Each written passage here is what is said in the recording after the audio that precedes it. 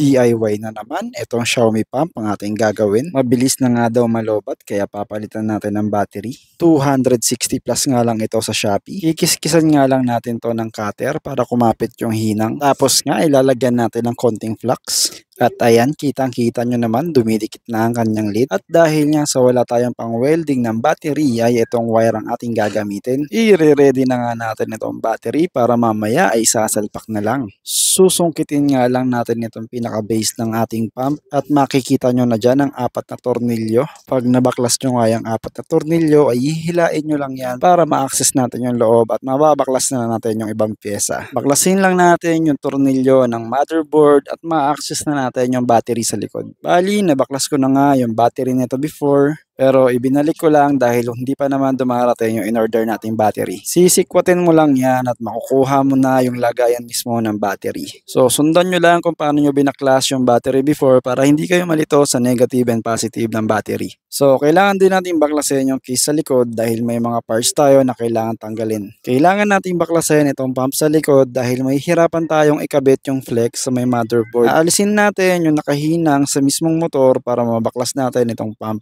At ito nga yung itsura ng mismong Xiaomi pump. At dito naman tayo sa mismong battery niya. Ito yung pinaka-housing ng battery ng ating pump. So dyan mo lang ilulusot yung ating dalawang battery na binili. Hindi ka naman malilito dyan dahil merong negative and positive sign na nakasulat.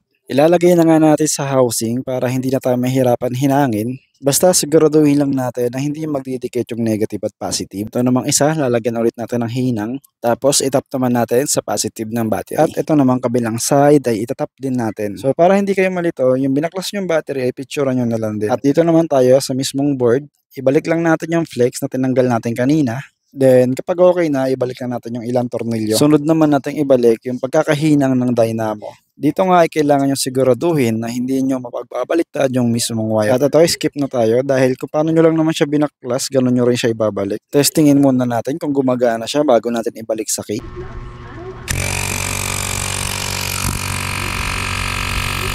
Ayan, gumagana naman siya. So, ibabalik na natin. Subukan din natin yung mga button kung gumagana nga ba talaga. At syempre, susubukan din natin yan sa gulong mismo. Fast forward na natin para mabilis.